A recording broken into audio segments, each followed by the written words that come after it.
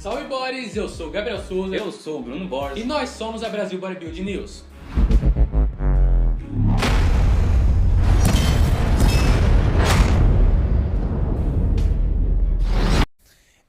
Tamer, nós temos também uma grande mexida aí na categoria Men's Physique, aonde o Diogo, que é talvez o atleta brasileiro que mais ganhou shows profissionais até hoje, um atleta aí veterano na categoria Men's Physique, chegou no incrível terceiro colocado. O que você atribui para essa grande colocação aí do nosso brasileiro Diogo Montenegro?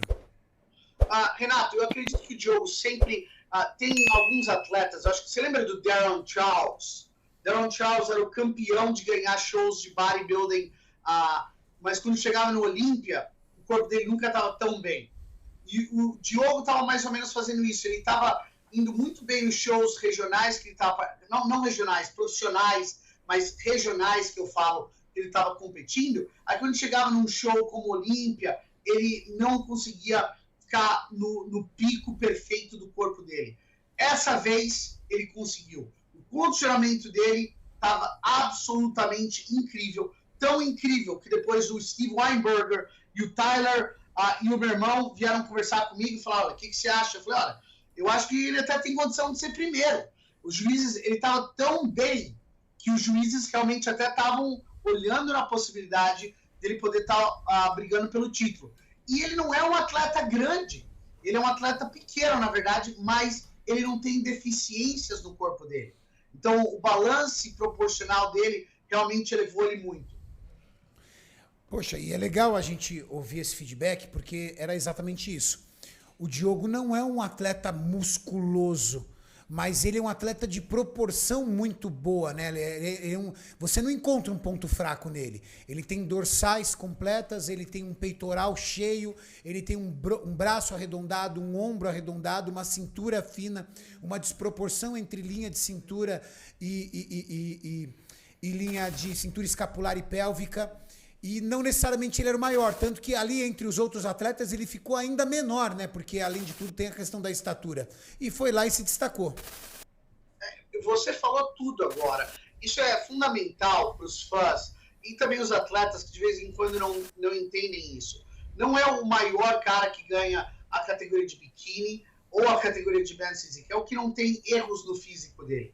E o Montenegro, como você falou perfeitamente, é difícil de você falar o que ele tem que melhorar, porque ele não tem nada em desproporção no corpo dele. E por isso que ele foi tão bem. Ele combinou isso com um condicionamento absolutamente insano e ele ficou em terceiro, podia até ter ido melhor.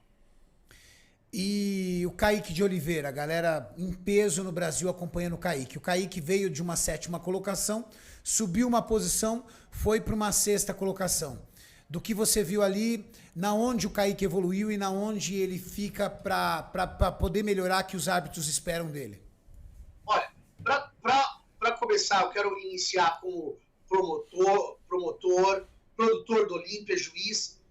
Pessoas que estão falando que o Kaique desapontou ou foi mal, não conhecem ou não têm entendimento do esporte. O Kaique é o 6º melhor corpo do mundo. Como que uma pessoa que é 6º melhor do mundo pode desapontar? Tem 6 bilhões de pessoas no mundo, ele é o 6º melhor na categoria dele no mundo. Ele estava fenomenal, ele está competindo com outros atletas de genética, a elite da elite do mundo, em termos de genética, e ele ficou em 6º. A diferença entre o cara que está ficando em primeiro e em 10º, se você ficar em 10º no Olímpia, você não desapontou. Você foi bem, você está entre os 10 melhores do mundo. Eu achei, o que ele podia fazer talvez para ir um pouquinho melhor? Cariani, talvez, eu acho que o condicionamento dele podia talvez ser um pouquinho melhor, ele podia melhorar ainda um pouquinho mais, mas ele melhorou tremendamente as poses dele.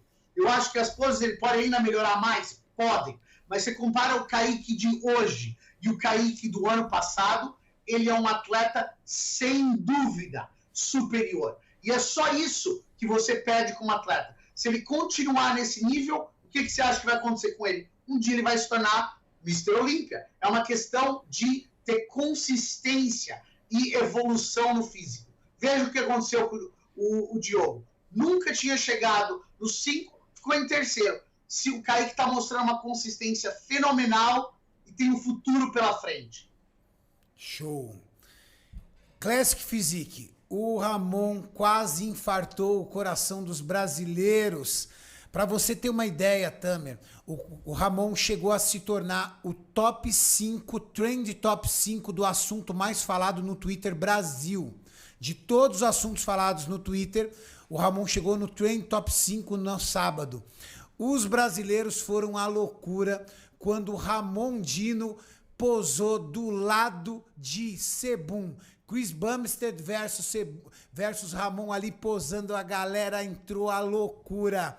Você, como brasileiro, também ficou feliz em ver ele ali estreando no Mr. Olímpia com tamanha categoria? Sem dúvida. Eu acho que o Ramon é a maior surpresa positiva do Olímpia.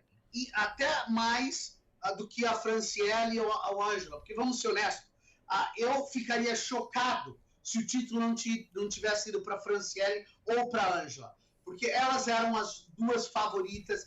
Conseguimos ainda pegar duas outras nos 5 melhores. Agora, quem realmente mostrou um potencial fora dos limites possíveis e imagináveis era o Ramon. Mas vamos voltar para trás e falar o que aconteceu. Eu estou promovendo o maior show do mundo. Telefonema sem parar, correndo de um lugar para o outro. E meu querido amigo Renato Cariani me liga e é difícil você até atender o telefone, mas quando o Renato me liga, eu sei que é uma coisa que realmente... Ele sabe que eu estou ocupado, ele sabe que é quase impossível fazer alguma coisa, e ele me liga, Tamer, eu preciso de uma ajuda.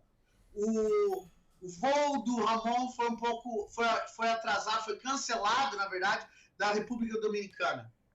E a gente teve que mover todos os passos, todas as barreiras possíveis e imagináveis, conversando com o Jim Mannion, com o Steve, com a Sandy, tentando modificar as coisas, mas conseguimos inscrever ele no evento.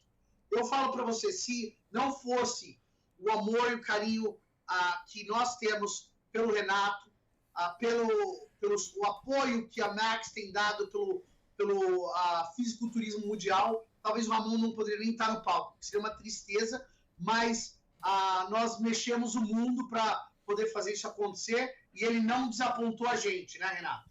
Não desapontou. E ele arrancou elogios de Shao Ray, ele arrancou elogios e a surpresa. Quem ficou assustado com o Ramon? Phil Heath. Phil Heath ficou assustado com o Ramon porque durante a apresentação do Mr. Olímpia, Phil Heath estava fazendo um podcast e viu ali Ramon no podcast e ninguém tinha citado o Ramon. Ele olhou e falou assim, olha esse cara. Olha esse cara pra mim é a maior surpresa do Mr. Olímpia. Olha esses braços, olha essas proporções. Shao Ray viu Ramon do lado do Sebum e disse, esse rapaz tem o mesmo tamanho de Chris Bumstead, ele não tá perdendo nada pro Chris Bumstead. Você ali, Tamer, vendo ali, acompanhando ali os árbitros se impressionaram com o Ramon? Extremamente. Você pegar um atleta como o Ramon, veja a evolução dele, que ele teve. Ele ficou em segundo lugar para se qualificar. Então, o fato, se ele tivesse ficado entre os 15 primeiros, eu acharia que ele já tinha surpreendido todos. É isso que a gente tem. Se ele tivesse ficado em 15º lugar, eu ia falar que ele tinha feito um trabalho incrível, né? Primeira vez no Olímpia. Só para o pessoal ter uma ideia, o Phil Heath, que ganhou a Olímpia 7 vezes, o primeiro Olímpia dele, ele ficou em 5º lugar. Depois que ele não fez 2 Olímpias, porque o Ronnie falou que ele não estava pronto ainda. Então, o que o Ramon fez foi mais impressionante do que o próprio Phil Heath. No primeiro ano que ele se qualificou, ele foi lá e conseguiu ficar entre os 5 primeiros. Se isso não mostra potencial, nada mostra. Eu fiquei chocado com as costas dele.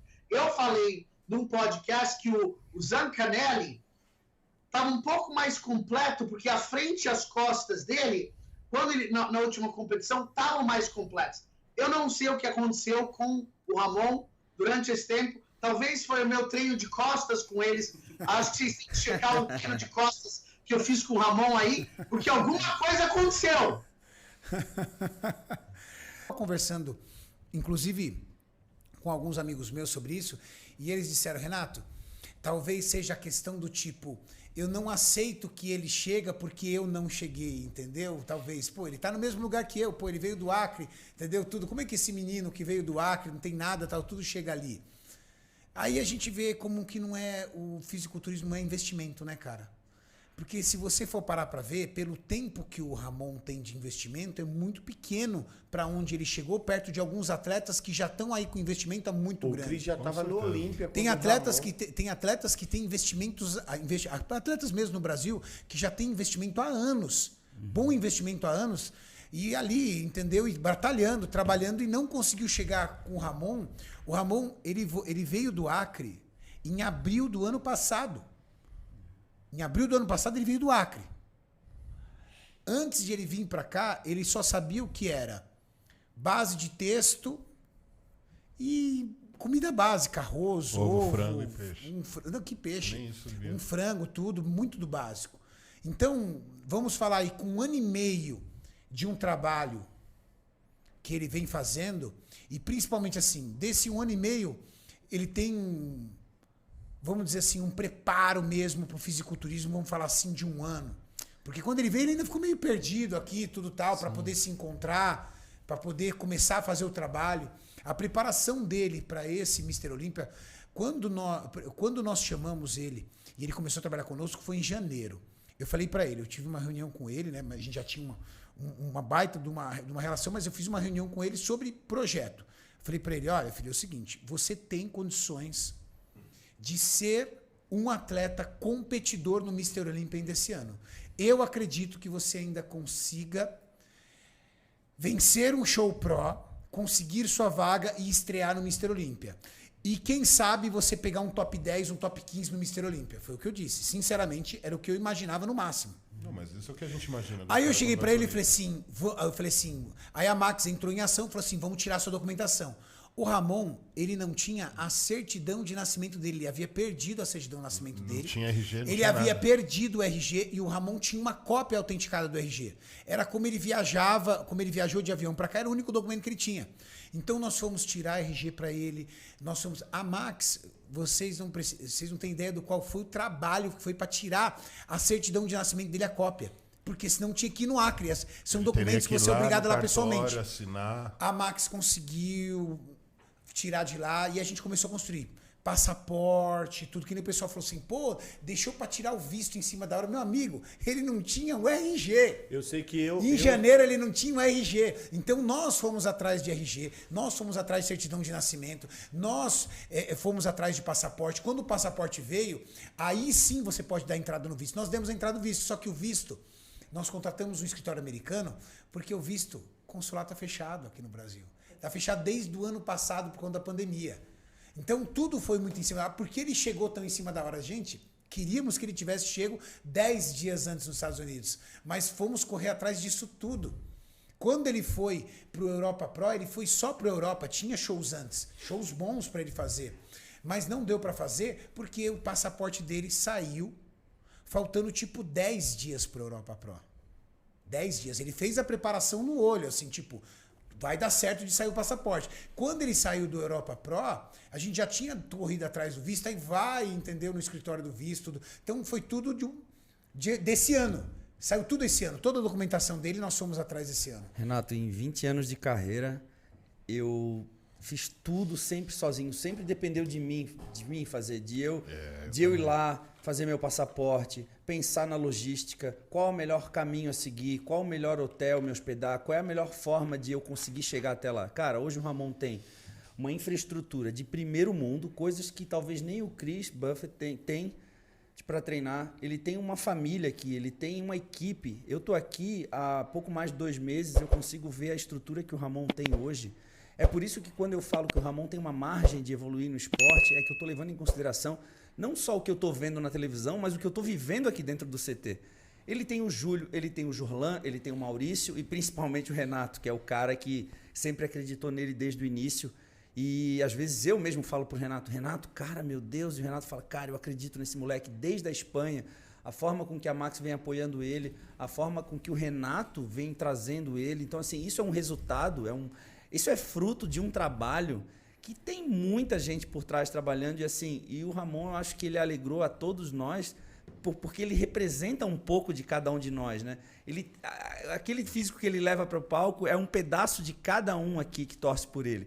Então, acho que eu não consigo ver um caminho diferente do Ramon que não seja o título do Mr. Olímpia. Setembro de 2000.